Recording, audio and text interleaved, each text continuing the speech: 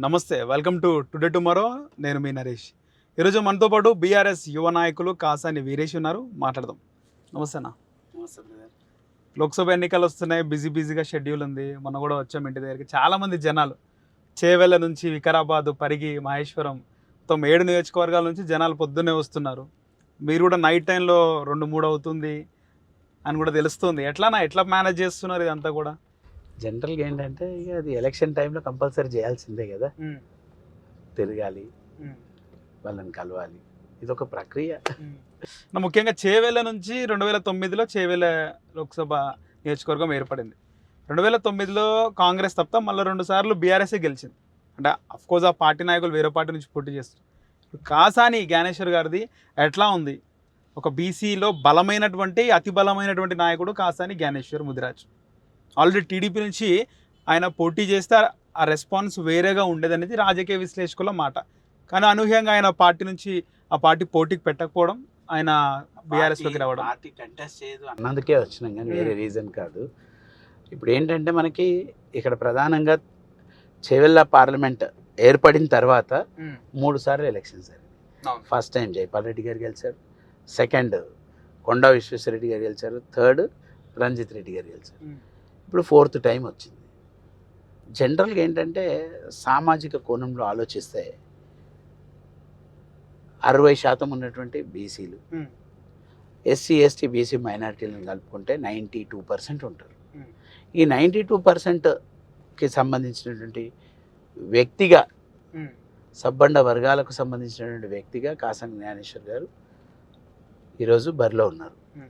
పార్టీలు అంటే ఎవరు కూడా బీఆర్ఎస్ పార్టీని విమర్శించే పరిస్థితి లేదు. ఎందుకంటే ఆ ముగ్గురు కూడా ఇప్పుడు ఆ ఇద్దరు ప్లస్ ఇప్పుడు ఉన్నటువంటి బీఆర్ఎస్ క్యాండిడేట్ ముగ్గురు కూడా బీఆర్ఎస్ పార్టీలో వర్క్ చేసినట్టే. అధికారము బీఆర్ఎస్ తెలంగాణ రాష్ట్రం ఏర్పడిన తర్వాత 2 సార్లు కూడా టీఆర్ఎస్ పార్టీ కానివ్వండి, బీఆర్ఎస్ పార్టీ అనండి, 2 సార్లు కూడా ఆ పార్టీ అభ్యర్థులే గెలిచారు. ఇప్పుడు కూడా అదే పార్టీ అభ్యర్థులు గెలుస్తున్నారు. ఇప్పుడు ఏంటంటే అధికారం మారింది కాబట్టి కొద్దిగా ఈక్వేషన్స్ చేంజ్ ఉంటాయంటారు. ఆ ఈక్వేషన్స్ చేంజ్కి బీసీ క్యాండిడేట్ అవ్వడం ఆ డిఫరెన్స్లో కవర్ చేస్తారని మేము అనుకుంటున్నాం. నా బీసీల గురించి, బీసీల అభ్యున్నతి గురించి, బీసీల కులాల హక్కు గురించి, ముఖ్యంగా ముదిరాజ్ సామాజిక వర్గాన్ని గురించి ఎనలేని కృషి చేశారు కాసాని జ్ఞానేశ్వర్ గారు. ఇప్పుడు ఒక కులం గురించి లేదా బీసీలు అధికంగా ఉన్నటువంటి బీసీల కోసం కొట్లాడటము తెలంగాణలో చూసుకుంటే ఉమ్మడి ఆంధ్రప్రదేశ్ నుంచి కూడా చాలా తక్కువగా ఉంటారు. ఇక్కడ కాసాని జ్ఞానేశ్వర్ గారు 2001లో ఆయన జడ్పీ చైర్మన్గా గెలవడం, ఆ తర్వాత ఎమ్మెల్సీ అవ్వడం, సొంతంగా పార్టీ పెట్టడం, మన పార్టీ అనేది నాకు బాగా గుర్తు. అంటే స్కూల్ డేస్లో ఎల్లో రెడ్ కలర్ కాంబినేషన్లో జెండాలు ఉండేవి. ఆ తర్వాత పార్ట్ టైం ఏమైందని తర్వాత నాకు గుర్తులేదు, ఇప్పుడు చూసుకున్నాను. కానీ పిఆర్పిలో విలీనం ఇవన్నీ కూడా జరుగుతున్నాయి. విలీనం కాలేదు. అదేంటంటే సబ్బండ వర్గాలకు రావాల్సినటువంటి హక్కులు, వాళ్ళకు ఉండాల్సినటువంటి రిప్రజెంటేషన్ ఉండట్లేదు అనేది వారి యొక్క తపన. దాంట్లో భాగంగా మెజారిటీగా ఉన్నటువంటి అప్పుడు ఉన్నటువంటి పార్టీలు ఏవి కూడా బీసీలకు కానివ్వండి, పేదవారికి ఇవ్వట్లేదు. చాలా వరకు చాలా కులాలకి అసలు రిప్రజెంటేషనే లేదు. హౌస్ ఆఫ్ ఈ లా మేకింగ్ హౌజెస్లో, అసెంబ్లీలో కానివ్వండి, కౌన్సిల్లో కానివ్వండి, పార్లమెంట్లో కానివ్వండి. సో ఇవన్నిటికీ రీజన్ ఏంటి అని ఆలోచిస్తే మనకు అవకాశాలు, మనకు ఓట్లు మనీ ఉన్నప్పుడు మనం వేసుకోలేము. ఏంటంటే సీట్ ఇచ్చేటోడు లేడు. సీట్ ఇచ్చేటోడు లేడు అని అంటే ఒక పార్టీ పెట్టాలి అన్న ఆలోచనతోటి ఒక సబ్బండ వర్గాలను కలుపుకొని 93 బీసీ కులాలు మరియు అప్పుడు ఉన్నటువంటి ఎస్సీ ఎస్టీ మైనారిటీ ఆ 3 వర్గాలను కూడా కలుపుకొని మొత్తంగా 96 అనే నెంబర్ పెట్టుకొని మన పార్టీ అనే సిద్ధాంతంతో మనం వచ్చినాం. ఆ వచ్చిన క్రమంలోనే మరో బీసీ నేత మా దేవేందర్ గౌడ్ గారు కూడా ఓ బీసీ పార్టీ పెట్టడం, నవ తెలంగాణ ప్రజా పార్టీ అని పెట్టడం. దాని తర్వాత ప్రజారాజ్యం పేరుతోటి చిరంజీవి గారు రావడం. ఈ 3 పార్టీల్లో నేతలు వేరైనా ఎజెండా ఒకటే, కామన్ ఎజెండా ఉంది. సామాజిక న్యాయం, ఆత్మగౌరవం, రాజ్యాధికారం. ఈ 3టికి కూడా ఒకటే ట్యాగ్ లైన్, ఒకటే పెద్ద వాళ్ళు, ఒక లీడర్ ఆఫ్ దట్ పార్టీ మాత్రమే మార్పు ఉండదు. మెగాస్టార్గా ఉన్నటువంటి చిరంజీవి గారు వచ్చిన తర్వాత ఆ స్టార్డమ్ మొత్తము అక్కడ పోవడం వల్ల మనకు అది మైనస్ జరిగింది. సో దాన్ని మనం ఏమనుకున్నామంటే దాని తర్వాత తెలంగాణ రాష్ట్రం సాధనకు ఓ ఉద్యమం స్టార్ట్ అయింది. ఆ తెలంగాణ ఉద్యమంలో భాగంగా చూసుకుంటే మనకి మేజర్గా సబ్బండ వర్గాలకు సంబంధించినటువంటి వాళ్ళే ఇక్కడ మళ్ళీ తెలంగాణ రాష్ట్రం ఏర్పడితే బీసీలకు మంచి అవకాశం లభిస్తుంది అని అనుకున్నారు. అది కూడా సాధన కాలేకపోయింది. చివరిగా మనకి ఇప్పుడు ఏంటంటే మేజారిటీగా బీఆర్ఎస్ పార్టీ ఒక 6 పార్లమెంట్ స్థానాలు బీసీలకు ఇచ్చింది. సో బీసీల వైపు మొగ్గు చూపుతాం, బీసీలకు రాజ్యాధికారాన్ని ఇప్పించే బాధ్యత మేము తీసుకుంటామని బీఆర్ఎస్ పార్టీ చెప్పడం, దాంట్లో భాగంగా మనం కూడా పార్టీలో జాయిన్ అవ్వడం. ఇప్పుడు మనం బీఆర్ఎస్ పార్టీ తరఫు నుంచి చేవెళ్ళ పార్లమెంట్ అభ్యర్థిగా మనం బరిలో ఉన్నాం. ఇవన్నీ ఏంటంటే మనము ప్రజలు బీసీలు, ఎస్సీలు, ఎస్టీలు మన వాణిని వినిపించే వాళ్ళు చట్టసభల్లో ఉండాలి అని వాళ్ళు నిర్ణయం తీసుకుంటే మాత్రం బీఆర్ఎస్ పార్టీ 12 సీట్లు గెలుస్తుంది. ముఖ్యంగా కాసాని జ్ఞానేశ్వర్ అనే పేరు వింటే అంటే ఆయనను గుర్తుపట్టిన వాళ్ళు 2 తెలుగు రాష్ట్రాల్లో గుర్తుపట్టని వారు ఉంటారు. ఆయన పేరు తీసినా కూడా లేకపోతే ఆయన ఫోటో చూసినా ఆయన అభ్యర్థిత్వం కోసం మాట్లాడుకున్నా కూడా ఆయన ఒక అధినేతగానే చూస్తారు. అంటే ఒక పార్టీ అధ్యక్షుడు, ఒక చంద్రబాబు నాయుడు, కేసీఆర్, ఒక కాసాని జ్ఞానేశ్వర్ ముదిరాజ్. ఆయన కాంగ్రెస్, టీడీపీ, ఆ తర్వాత మన పార్టీ పెట్టడం జరిగింది. తర్వాత మన కూటమి నుంచి కూడా పోటీ చేసినారు సికింద్రాబాద్.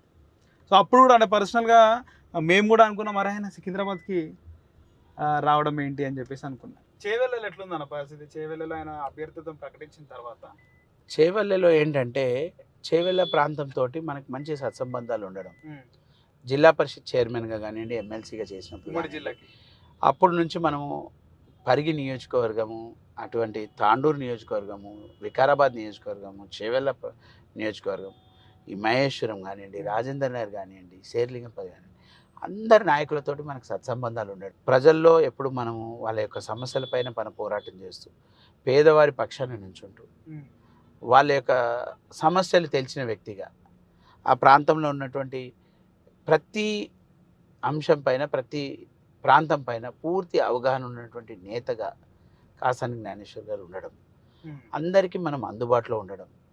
ఇప్పుడు ఏమైపోయిందంటే సోషల్ మీడియా వచ్చిన తర్వాత 100% చిట్కెడంత చేస్తే చాపంత చెప్తున్నారు.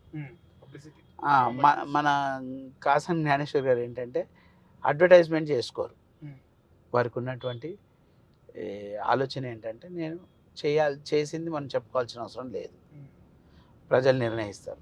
ఈ ఆలోచన విధానంలో వారు ఉన్నారు. మనం ఏమన్నామంటే ఏదేమైనా కానీ ఇప్పుడు ఎలక్షన్ సమయం కాబట్టి మనం చేసినటువంటి విషయాలు మనం చెప్తున్నాం. ఇప్పుడు చాలామందికి తెలియదు, కానీ తెలిసిన వారు మాత్రం ఎప్పుడు మర్చిపోలేరు. రూరల్ ఏరియాలో మాత్రం 100% మనకి ఫెచ్చింగ్ ఉంటుంది.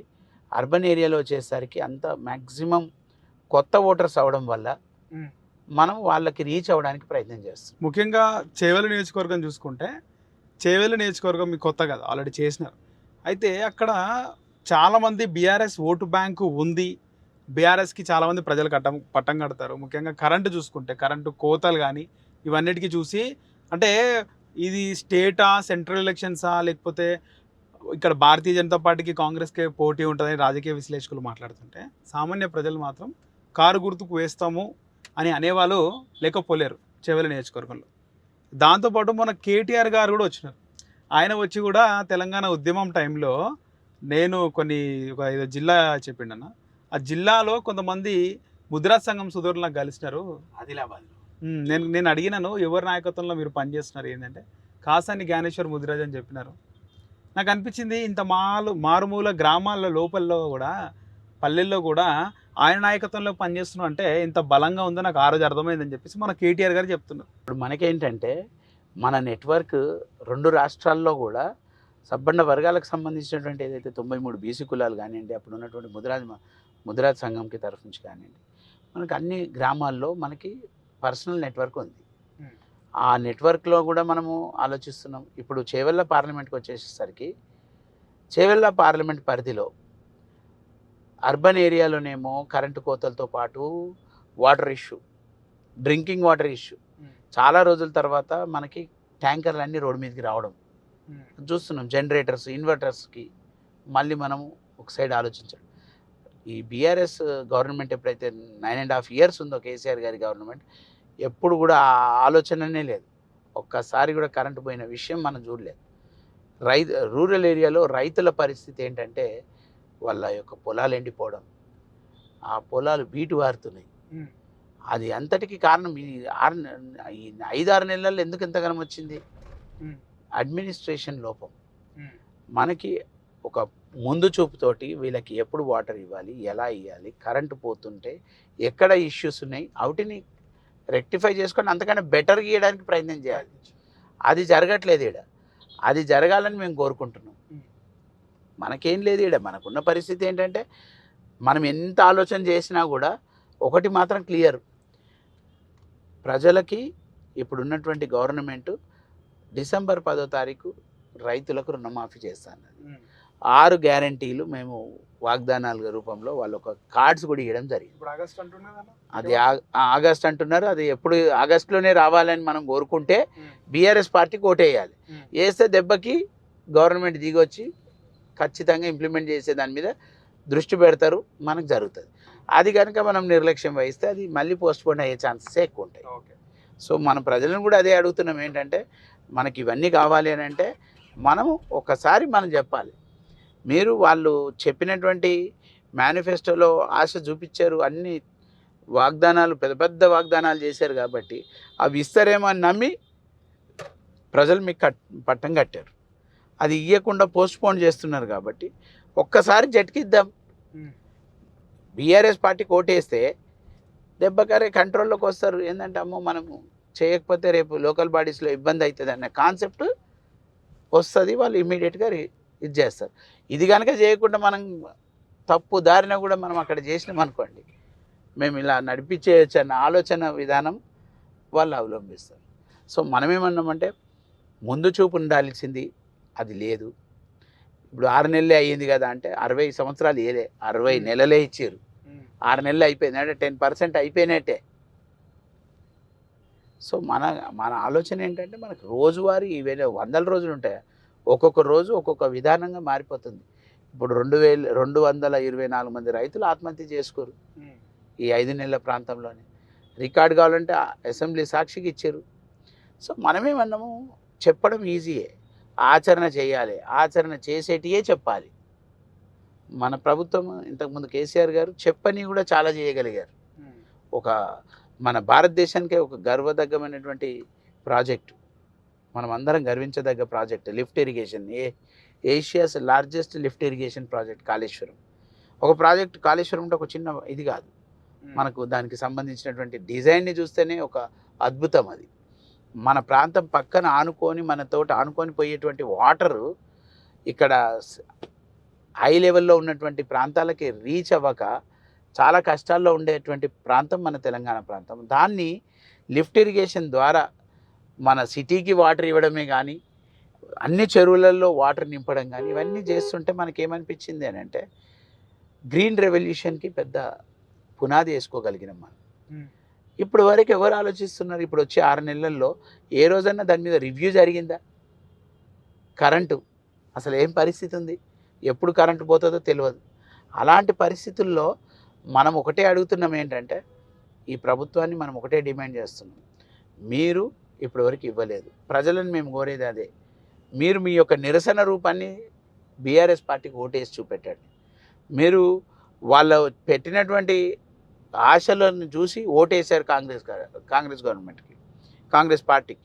సో ఇప్పుడు మనము వాళ్ళకి ఒక హెచ్చరికలాగా ఇవ్వాలి అని అంటే మీరు బీఆర్ఎస్ పార్టీకి ఓటేయండి. బీఆర్ఎస్ పార్టీకి ఓటేయడం ద్వారా ప్రజలకు కొంత ఆలోచన చేస్తున్నారు. వాళ్ళు కోపంగా ఉంటే ఏం జరుగుతుందో ఈ పార్లమెంట్ ఎలక్షన్స్లో చూపిద్దాం. ఇదే మేము చెప్తున్నాం. మనకి రావాల్సినటువంటి హామీలన్నీ నెరవేరాలంటే ఇప్పుడు బీఆర్ఎస్ పార్టీకి ఓటేయాలి. వేస్తే కాంగ్రెస్ గవర్నమెంట్, కాంగ్రెస్ పార్టీ ఖచ్చితంగా వాళ్ళు ఇచ్చినటువంటి వాగ్దానాల వైపు చూస్తాయి, లేకపోతే అసలు అవి మర్చిపోతాయి. ఒకవేళ బీఆర్ఎస్ గెలిస్తే కేంద్రంలో ఏ పార్టీకి సపోర్ట్ ఇస్తుంది అనేది కూడా క్వశ్చన్ మార్క్గా ఉంది. చాలామంది బీఆర్ఎస్ గెలిచిన బీజేపీకి మద్దతు ఇస్తుంది కేంద్రంలో అంటున్నారు, ఏమంటారన్న? బీజేపీ కానివ్వండి, కాంగ్రెస్ కానివ్వండి, రెండింటికి మెజారిటీ రావు. 400 పార్ అంటున్నారు కానీ మనం చూస్తుంటే అలా కనబడట్లేదు. బీఆర్ఎస్కి కనుక 12 సీట్లు వస్తే సెంట్రల్ గవర్నమెంట్ ఏదైనా మన స్టేట్ డెవలప్మెంట్ గురించి ఆలోచించే పరిస్థితి ఉంటుంది. లేకపోతే మోడీ గారు ప్రధానమంత్రి అయితే వారు మాట్లాడేదానికే సమయం ఉండదు, ఇంకా వాళ్ళ సభ్యులకు అవకాశమే లేదు. ఇప్పుడు మనం చూసాం మొన్న మనం పార్లమెంట్లో 4 ఎంపీ అభ్యర్థులను చూసాం. వాళ్ళకి ఎంత టైం కేటాయించారు? చాలా కష్టం నాకు తెలిసి. కాంగ్రెస్ వాళ్ళని చూసాం. ఇద్దరు టీఆర్ఎస్ ఎంపీలు ఉంటే ఒక తెలంగాణ రాష్ట్రాన్ని సాధించుకోగలిగినాం. అంటే మనము కమిటెడ్గా మన బాణిని ఇక్కడ తెలంగాణ వాదాన్ని వినిపించినటువంటి పార్టీ బీఆర్ఎస్ పార్టీ. ఇప్పుడు ఈ పార్టీ డెవలప్మెంట్, ఈ ప్రాంత డెవలప్మెంట్ కావాలి, మనకి నిధులు కావాలి, మనకు కావాల్సినటువంటి స్కీమ్స్ కానివ్వండి, మనకి సెంట్రల్ గవర్నమెంట్ నుంచి రావాల్సినటువంటి వాటా ఏదైతుందో ఆ వాటా రావాలంటే ఇక్కడ ఖచ్చితంగా 12 మంది ఎంపీలు గెలవాల్సిందే. గెలిస్తే ఖచ్చితంగా మన ప్రాంతం డెవలప్ అవుతుంది. ఇది ప్రాంతం విషయంలోనే చెప్తున్నా నేను మాత్రం. దేశం దృష్టిలో ఏది చేసినా గవర్నమెంట్ డిసిషన్ ఉంటుంది. మన ప్రాంతానికి రావాలంటే ఖచ్చితంగా మనం బీఆర్ఎస్ పార్టీ ఎంపీలు ఉంటే 100% మనకి విలువ ఉంటుంది. ఓకే అన్న, అలాగే ముఖ్యంగా కాసాని జ్ఞానేశ్వర్ గారిది ఆయన రాజకీయ ప్రస్థానం చూసుకుంటే కనుక కాంగ్రెస్, ఆ తర్వాత తెలుగుదేశం పార్టీలో జడ్పీ చైర్మన్ అయినారు, జిల్లా పరిషత్ చైర్మన్ అయినారు, ఆ తర్వాత ఎమ్మెల్సీ అయినారు. కానీ మొన్న ఆ తర్వాత కాంగ్రెస్ నుంచి పోటీ చేశారు అనుకుంటా. కాంగ్రెస్ 2010 మహాకూటమి ముందన్న 18లోనా. సో మహాకూటమిలో టికెట్ రావడం అంటే ఆయన స్థాయికి టికెట్ వచ్చింది.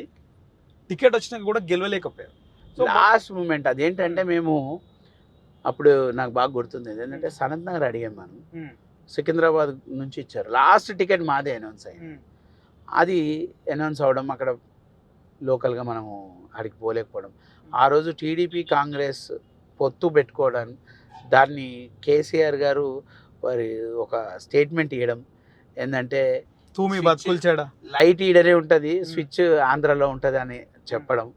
సో ఆ రోజు ఆ ఈక్వేషన్ ద్వారా చాలా వరకు మనకి మహాకూటమి సక్సెస్ఫుల్ కాలేకపోయింది. ఇప్పుడు మొన్న జరిగినటువంటి ఎలక్షన్స్ ఏంటంటే అసలు టీడీపీ పోటీ చేయకుండా బ్యాక్ సపోర్ట్ ఇచ్చిందంటారా? నాయకులు అయితే కొంతమంది చేశారు, అవుట్ రెడ్డి గారు రేవంత్ రెడ్డి మనోడని చేశారు. కానీ అది వాళ్ళు వాళ్ళు సక్సెస్ఫుల్ అయ్యారు. అందుకనే కదా గవర్నమెంట్ వచ్చింది. మనమేమన్నాం, గవర్నమెంట్ ప్రజలు మ్యాండేట్ ఇచ్చారు, ప్రజలు వాళ్ళ మాటలు నమ్మారు. ఆ తర్వాత టీడీపీలో మీరు వచ్చినారు. ఆ రేంజ్ తీసుకెళ్ళిన దాంట్లో ముఖ్యులు కాసాని జ్ఞానేశ్వర్ గారు. ఎందుకంటే తెలుగుదేశం పార్టీ తెలంగాణ సపరేట్ అయిన తర్వాత రమణ, తర్వాత బక్కన్ నరసింహులు, కాసాని జ్ఞానేశ్వర్. అదే అంటే ముగ్గురు అధ్యక్షులలో పార్టీని ఆ స్థాయిలో ఆర్థికంగా కానీ మీటింగ్లు, బహిరంగ సభలు, ఖమ్మం నెవర్ బిఫోర్ మీటింగ్ పెట్టినారు. మొత్తం కూడా వెన్నుదన్గా ఉంది కాసాని జ్ఞానేశ్వర్ గారు అన్ని విధాలుగా. సో అలాంటి పార్టీలో నుంచి కూడా పోటీ చేయడానికి అవకాశం రాలేదు. ఆ చంద్రబాబు నాయుడు ఎందుకు ఒప్పియలేకపోయింది అనేది కూడా క్వశ్చన్ మార్క్. అంటే అది పార్టీ వాళ్ళు ఏం ఆలోచన చేశారంటే చంద్రబాబు నాయుడు గారు ఆ రోజు మన రాజమండ్రి సెంట్రల్ జైల్లో ఉండడం, నాయకులు ఎవరు అందుబాటులో ఉండకపోవడం, సో మనకి టైం సరిపోదు అన్న ఆలోచనతోటి వాళ్ళు బ్యాక్ స్టెప్ అయ్యారు. ఎందుకంటే మనం పోటీ చేసి ఇక్కడ రిజల్ట్ అంతగా రాకపోతే కష్టము అన్న ఆలోచన వాళ్ళలో ఉండే. మళ్ళీ ఆంధ్రప్రదేశ్ మీద ఎఫెక్ట్ పడుతుందని అన్నారు. సో దానికోసమని వాళ్ళు బ్యాక్ అయ్యారు. సో మనం ఎప్పుడైతే పార్టీకి వచ్చిందే మనం సబ్బండ వర్గాలకు రాజ్యాధికారం ఇప్పియాలని, అది లేనప్పుడు మనం ఆడ ఉండి కూడా వేస్ట్ అని చెప్పేసి మనం బయటికి రావడం జరిగింది. అంతే. పోటీ చేస్తాము అని తెలుగుదేశం కనుక ఉంటే మనం తెలుగుదేశంకే ఉంటాం. ఎందుకంటే అది సబ్బండ వర్గ మన పేద ప్రజల పార్టీ. అది మాకు బీసీలకు ఏదైనా రిజర్వేషన్ ఇచ్చింది ఎన్టీ రామారావు గారు. మన సంక్షేమం గురించి ఆలోచించింది తెలుగుదేశం పార్టీ అని we will always have a soft corner towards that party. ఆ తర్వాత మీకు బీఆర్ఎస్ సరైన వేదిక ఎందుకు అనిపించిందన్న? బీఆర్ఎస్ పార్టీ ఏం చెప్పిందంటే మేము బీసీ ఎజెండా తోటి ముందుకు వస్తున్నాము, బీసీలకు మేము పెద్దపీట అయిపోతున్నాం అన్నారు. అందులో భాగంగానే ఈరోజు మనము 6 ఎంపీ సీట్లు ఇచ్చాం. బీఆర్ఎస్ పార్టీ విధానం కూడా క్లియర్గా ఇదే ఉంటుంది. ఏమనంటే బీసీలకు మనము మొన్న జరిగిన దాంట్లో మనది బీఆర్ఎస్ పార్టీ కూడా కరెక్షన్స్ చేసుకోవడం జరిగింది. అందులో భాగంగానే బీసీలకు పెద్దపీట వేస్తామని అన్నారు. దానికోసం మనము బీఆర్ఎస్ పార్టీలోకి రావడం జరిగింది. ఓకే. సో కాంగ్రెస్ లో మనకి at the end of the day ఏంటంటే సబ్బండ వర్గాలకు సంబంధించినటువంటి ఈ వేదిక మనకు కావాలి. వాళ్ళు చట్టసభల్లో ఉండాలి, వాళ్ళ బతుకులు బాగుపడాలి అనేదే మన ఆలోచన. కాంగ్రెస్ లోకి వెళ్ళాలి ఏమైనా థాట్ కానీ ఆలోచన కానీ ఏమైనా సంప్రదింపులు కానీ జరిపినారా? లేదు. కాంగ్రెస్ పార్టీలకు పోవాలనే ఉద్దేశం కూడా లేదు. మనకంటూ ఒక ఇండివిజువల్గా ఉంది ఒకటి. ఏది లేకపోతే ఎవరు మనకి న్యాయం చేయకపోతే సబ్బండ వర్గాల ఐక్యవేదిక ఉంటుంది మనకి, అది ఉంది. మన ఆలోచన ఏంటంటే ఒక పొలిటికల్గా మనము పార్టీ బీసీలకు సపోర్ట్ చేస్తా అన్నప్పుడు బీసీలకి మనం 100% ఆ పార్టీకి మద్దతు ఇస్తున్నాం. పార్టీ మనకి అవకాశం ఇచ్చింది, బీసీలకి 6 మంది ఎంపీ సీట్లు ఇచ్చింది.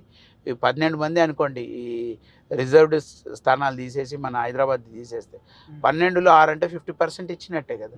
ఇప్పుడు ఇచ్చినప్పుడు మన ఓట్లు మనమే వేసుకుంటే మనం గెలుస్తామని అన్నప్పుడు పార్టీలు విధానాలు, ఆ నేషనల్ లెవెల్ స్పిరిటు, రామ మందిరము, 6 గ్యారంటీలు కాదు, స్వపరిపాలన కావాలని కోరుకున్న ప్రతి బీసీ బిడ్డ బీఆర్ఎస్ కోటేసే పరిస్థితి ఉంది ఈ రోజున. వాళ్ళు వేయాలి, వాళ్ళ విజ్ఞతకి మనము ఏమంటున్నామంటే వాళ్ళకి చెప్పాల్సిన బాధ్యత కూడా మనము. అందులో మనము ఖచ్చితంగా వాళ్ళ యొక్క సపోర్ట్ గెయిన్ చేస్తామని మేము అనుకుంటున్నాం. తద్వారా మనము ఏవైతే బీసీలకు ఇచ్చినటువంటి సీట్లు, బీసీలు అత్యధికంగా రేపు ఎంపీలుగా తెలంగాణ రాష్ట్రం నుంచి ఎన్నుకోవాలని కోరుకునే వాళ్ళలో నేను ప్రథముని. కేటీఆర్ గారు ఏదైతే వ్యాఖ్యలు చేస్తారో జై శ్రీరామ్ అనే నినాదం తిండి పెట్టది, ఉద్యోగం ఇయ్యది, మనకు ఉద్యోగం కావాలా ఉద్వేగం కాదని చెప్పేసి కేటీఆర్ అన్న మాటలు వైరల్ అయినాయి. దానికి మీరు ఏమంటారన్నా? సమర్థిస్తారా, లేకపోతే వ్యతిరేకిస్తారా, లేకపోతే ప్లస్ మైనస్? వారు ఏ కంటెస్ట్లో అన్నారంటే ఒక జై శ్రీరామ్ అనడం మాత్రమే కాదు, మిగతాయి కూడా ఆలోచన రావాలి. ఎందుకంటే రామ మందిరం అనేది ఒక పార్టీ సొత్తు కాదు, పార్టీ ఆలోచన కాదు, ప్రతి భారతీయుడి యొక్క ఆలోచన, ఆశ. రాముడు యొక్క జన్మస్థలంలో రామ మందిరం నిర్మాణం జరగాలన్నది ప్రతి ఒక్కరి ఆశ, అందులో నాది కూడా ఆశ. అందరం దానికి కమిటెడ్ అయ్యే ఉన్నాం, అందరం చేసాం. ఇంకా క్లియర్గా చెప్పాలంటే కొండా విశ్వేశ్వరరెడ్డి గారు ఇప్పుడు రామ మందిరాన్ని చూడండి, మోడీని చూసి నాకు ఒకటేనే అంటున్నారు. రామ మందిరంలో మీ పర్సనల్గా మీ కాంట్రిబ్యూషన్ ఏంటి అని అడిగితే అక్కడ ఏముండదు. వేరే మేము మాత్రం ఖచ్చితంగా చేసాం. అలాంటి సబ్బండ వర్గాలకు సంబంధించిన ప్రతి ఒక్కరు చేశారు, ముస్లిమ్స్ కూడా చేశారు, irrespective of caste, creed, religion, అందరు చేశారు. అందరూ కోరిక మేరకు ఈరోజు మనం రామ మందిరం నిర్మించుకోగలిగినాం. అది ఒక క్రెడిట్ తీసుకోవడానికి ట్రై చేస్తారు, కానీ అది ఇక్కడ పనిచేయొద్దు అంటున్నాం. ఎందుకంటే కొన్ని దైవ కార్యాలను రాజకీయాలతో ముడిపెట్టొద్దు. నువ్వేదైనా న్యాయం చేశాను, నేను తెలంగాణ రాష్ట్రానికి ఇన్ని కోట్లు ఇచ్చి నేను ఈ ప్రాంతాన్ని ఇట్లా డెవలప్ చేశానని చెప్పండి, వి వెల్కమ్ దెమ్. జై శ్రీరామ్ అనే మాట పైన కేటీఆర్ మాట్లాడిన తర్వాత అది ఇష్యూ అయినది. అంటే మీరు హిందువులు కాదా, జై శ్రీరామ్ హిందుత్వమే కదా, భారత్ మాతాకి జై హిందుత్వమే కదా. నేను ప్రతి ఒక్కరికి ఏ విధంగా దాని ప్రతి మంచికి మనం జై కొట్టాల్సిందే, కొడతాం, జై కొడతాం. జై శ్రీరామ్ అంటే చేసుకుంటారు, అంటే హిందుత్వం అంటే జై శ్రీరాము. అది కంటెస్ట్ని మిస్రిప్రజెంట్ చేశారు. కేటీఆర్ గారు అన్న మాటని మిస్రిప్రజెంట్ చేసి దాన్ని ట్రోల్ చేయడము, దాన్ని వేరేగా మనం ఏమంటారు కొన్ని సెటైర్లు వేయడము అవి చేశారు. కానీ మనం బేసిక్గా ఏంది, ఆ అన్న కంటెస్ట్ వేరు. ఏంటంటే బీజేపీకే క్రెడిబిలిటీ, అదొక ట్రేడ్ మార్క్ అన్నట్టు కాదు కదా. రాముడు అనేటోడు బీజేపీకి సంబంధం కాదు, ప్రతి భారతీయులకి ప్రతి ఒక్కరికి ఆయన సొంతం. రాముడు ఒక దేవుడు అంతే మనకి. దేవుడికి ఎవరైనా చేసుకోవచ్చు, నేను కూడా చేసుకుంటాను. ఎందుకు గుడికి పోవద్దా? మేము గుడికి కంపల్సరీ పోతాం బ్రదర్. పార్టీలో బీజేపీ పార్టీలో ఉంటేనే గుడికి పోవాలని అంటలేం కదా. హనుమాన్ జయంతి కానీ ఎస్ వినండి, గుళ్ళు కట్టిన వ్యక్తి కాసాని జ్ఞానేశ్వర్, గుళ్ళు కూల్చిన వ్యక్తి ఎవరో మీరు చేవెళ్ళలో అడగని చెప్తారు. ఆ విషయాల గురించి ఎందుకు మాట్లాడట్లేదు? గుడులు ఎన్నో గుళ్ళు కట్టించినాం మనం, ఎన్నో గుళ్ళు కట్టించాం, ఎంతోమందికి దగ్గరుండి కట్టించాం, కొంతమందికి మనతో తోచిన సహాయం చేసాం. గుళ్ళ గురించి చెప్పడం కరెక్ట్ కాదండి. ఇక్కడ ప్యూర్గా గుళ్ళు అనేది ఒక అది సెంటిమెంటు. దాన్ని ఎటువంటి పరిస్థితిలో కూడా దాని మీద డిబేట్ జరగడం కూడా మనకు మంచిది కాదు. జై శ్రీరామ్ అనొచ్చు, తప్పు లేదు. జై తెలంగాణ అనొచ్చు, తప్పు లేదు. అవునండి, వాళ్ళు వేరేది ఏం చేయలేదు కాబట్టి ఇది చేస్తా అంటారు, వేరేది ఏం చేయలేదు కాబట్టి ఇది చేస్తా అంటారు. మేము గుళ్ళకి వెళ్తాం, చర్చిలోకి వెళ్తాం, మసీదులోకి వెళ్తాం, దర్గాలోకి వెళ్తాం. మా ప్రాంతము బాచ్పల్లిలో జీతేపీర్ దర్గా అని ఉంటుంది. అక్కడ ఏ కార్యక్రమం చేసినా మేము అక్కడికి స్టార్ట్ చేస్తాం. It is our sentiment. మేము నమ్ముతాము, ఖచ్చితంగా నమ్ముతాం. మేము గుళ్ళు మొత్తం కట్టించింది మేమే. చాలా వరకు గుళ్ళు ఇక్కడ మా ఊరని కాదు, చాలా ప్రాంతాల్లో కూడా రామ మందిరానికి మేము డొనేట్ చేసామండి. అది కాదు కదా ఇక్కడ సబ్జెక్టు. నేనేమన్నా అంటే ఇక్కడ ఎలక్షన్స్కి వచ్చేసరికి అవి యూజ్ చేయొద్దు అంటాం మనం. ఇప్పుడు మరి కొన్ని విగ్రహాలకి అవి వేస్తారు, ఏవి పరదలు వేస్తారు. ఎందుకు వేస్తారు? అవి ఇంపాక్ట్ చూపెట్టకూడదని. ఇవి కూడా అలా చెయ్యాలి యాక్చువల్గా. మరి సెంట్రల్ గవర్నమెంట్ క్రెడిబిలిటీ తీసుకుంటేందుకు ట్రై చేస్తున్నారు. ఎందుకంటే దే ఆర్ ఇన్ పవర్. అదే కదా. అదే బీసీలో కనుక పవర్ వస్తే బీసీలు కూడా క్రెడిబిలిటీ తీసుకుంటారు. బీసీలను ఆలోచించమన్నాం. బీసీ ప్రధాని ఎప్పుడయ్యాడో బీసీ మాకు అందరికీ తెలుసు, మీరు కూడా తెలుసుకోవాలి. ఆయన బీసీ క్యాండిడేట్గా అనౌన్స్ కాకముందు ఎన్ని నెలల ముందు వారి కులాన్ని బీసీ జాబితాలో చేర్చారు. అది చూడండి. ఆయన ముఖ్యమంత్రి కాకముందు వాళ్ళ కులం బీసీయా కాదు కదా. బీసీ ప్రొజెక్ట్ చేసుకుంటున్నారు. We welcome it. పేదవారు ఎవరైనా వెనుకబాటుకి సంబంధించిన వారి కోసం మనము వి ఆల్వేస్ రెస్పెక్ట్ దెమ్. మనకు అది కాదండి ఇక్కడ కావాల్సింది. బీసీల కోసం అంటే మరి ఈడబ్ల్యూఎస్తో పాటు బీసీలకు కూడా రిజర్వేషన్ పెట్టాలి కదా పార్లమెంట్లో. ఇప్పుడు బీసీ బిడ్డగా నువ్వు ఉన్నావు పార్లమెంట్లో, బీసీల గురించి బీసీ బిడ్డగా అని అంటున్నప్పుడు అదే కదా మాకు వచ్చిన సమస్య. ఇప్పటికీ చాలా ప్రాబ్లమ్స్. రేపు రిజర్వేషన్స్ కావాలి అని అంటే బీజేపీని ఆయన ఓబీసీకి, ఎస్సీకి, ఎస్టీకి మొత్తం కూడా సమాప్తం చేస్తానే అమిత్ షా అంటుంటున్నారు. మా ఆలోచన సబ్బండ వర్గాలకు సంబంధించినటువంటి ఆలోచన కానివ్వండి, జనాభా దామాషా పద్ధతిలో రిజర్వేషన్స్ ఉండాలి. దీనికోసం మేము నడుం బిగేస్తాం. అలాంటి చర్య ఏది తీసుకున్నా మొదట ప్రశ్నించే గొంతు కాసాని జ్ఞానేశ్వర్ గారిగా ఉంటుంది. లాంటి పరిస్థితుల్లో, ఇప్పుడున్న పరిస్థితుల్లో వాళ్ళు రిజర్వేషన్లు ఎత్తేస్తామన్నప్పుడు భారతీయ జనతా పార్టీ అభ్యర్థి కానీ, నాయకులు కానీ, కార్యకర్తలు కానీ గ్రామాల్లో అడుగుపెట్టిన పరిస్థితి కూడా సృష్టించవచ్చు. అది పవర్ఫుల్ బీసీ లీడర్. ఎందుకు అది జరగట్లేదంట? ఎక్కడ చెప్పారు వాళ్ళు రిజర్వేషన్స్ తీసేస్తామని? మన అమిత్ షా ఒక బహిరంగ సభలో ఒక వీడియో ఏమని చెప్పారు? మేము మళ్ళీ అధికారంలోకి వస్తున్నాము, వచ్చిన తర్వాత ఎస్సీ, ఎస్టీ, బీసీ వాళ్ళు చెప్పలేరు. అది ఒక ఏదో ట్రోల్ ఏమైనా జరిగి ఉండొచ్చు. ఎందుకంటే చూద్దాం డెఫినెట్గా. ఎందుకంటే అది కనుక జరిగితే అసలు బీజేపీ గవర్నమెంటే ఫామ్ చేయడం ఇక అసంభవం. ఎందుకంటే ఎస్సీ, ఎస్టీ, బీసీలు అందరు కనుక ఎగనెస్ట్ అయితే బీజేపీ గెలవడం అసంభవం. I'm damn sure about it. మనం ఏదో అని కాదు కానీ రిజర్వేషన్స్ అంటే నీకు సమానత్వం వచ్చేసిందనా? సోషల్గా అందరు ఈక్వల్గా ఉన్నారా? అలాంటి పరిస్థితి ఈ రోజుకి ఉందా? 7.5 దశాబ్దాలు అయిపోయినాక కూడా ఈ రోజుకి మన పరిస్థితి ఏంటి? మనము కాన్స్టిట్యూషన్ అడాప్ట్ చేసుకున్న తర్వాత ఇప్పటివరకు లేదు. ఎందుకు లేదు అని అంటే రీజన్ ఆ రిజర్వేషన్స్ని కరెక్ట్ ప్రాపర్ వేలో ఇంప్లిమెంట్ చేయలేకపోతున్నాం. ఒక్కొక్క నాయకుడు 30-40 సంవత్సరాలు వాళ్ళే పవర్లో ఉంటే ఇంకా న్యాయం ఏమైనా జరుగుతుంది? ఏదైనా కానీ ఫేక్ వీడియో కూడా అంటున్నారు. నేనైతే అది అనుకుంటున్నాను. ఎందుకంటే అంత ఈజీగా అంటారని మనకి వేరే రీజన్ ఏం లేదు.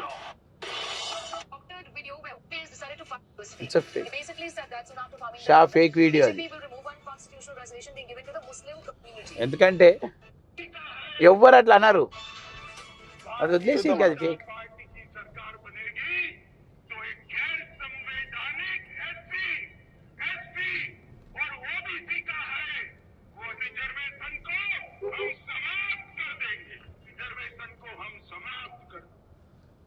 అర్థమైందా?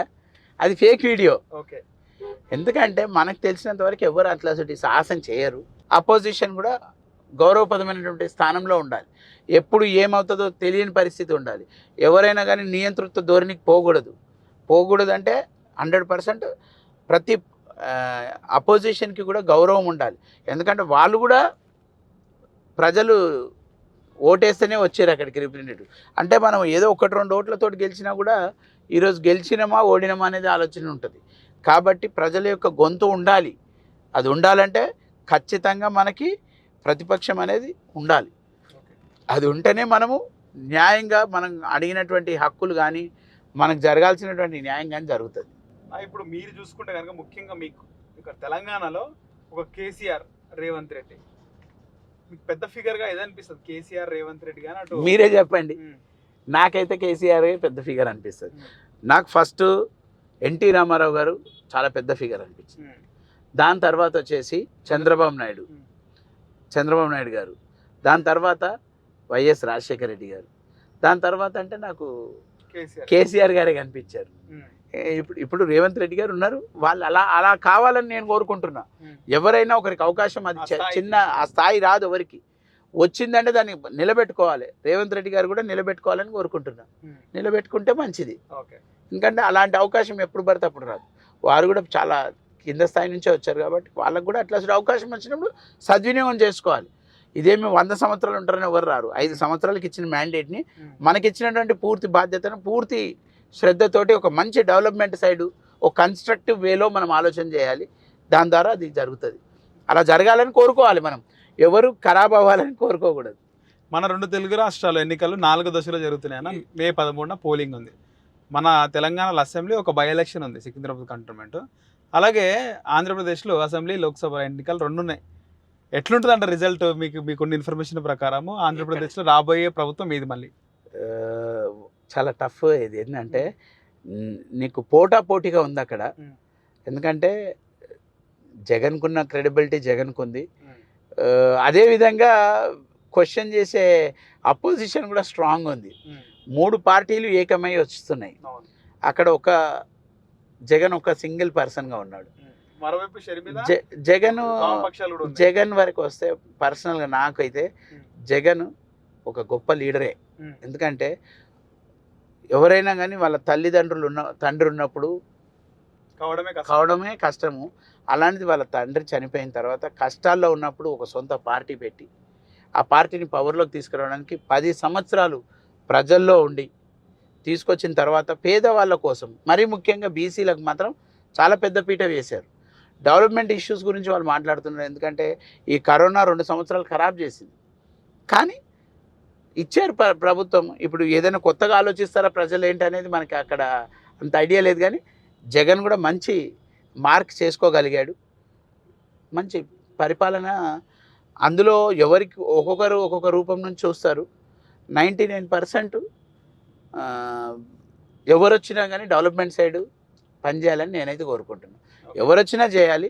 అది చేసే అంత టైం సరిపోలేదేమో జగన్కి. సో ఎలా ఇస్తారు వాళ్ళు ప్రజల మ్యాండేట్ అనేది చూడాలి, ఎదురు చూడాలి. మన తెలుగు రాష్ట్రాల్లో, మన తెలంగాణ వరకు వచ్చేసరికి మాత్రం 100% క్వశ్చన్ చేసే విధంగా ప్రజలు తీర్పు ఇవ్వాలని కోరుకుంటున్నారు. ఎందుకంటే ఎప్పుడు కూడా అబ్సల్యూట్ మెజారిటీ ఇవ్వద్దు ఎవరికి. అక్కడ ఆంధ్రాలో కూడా ఇవ్వద్దని కోరుకుంటున్నాను, ఇక్కడ మనకు రాష్ట్రంలో కూడా ఇవ్వద్దని కోరుకుంటున్నాను.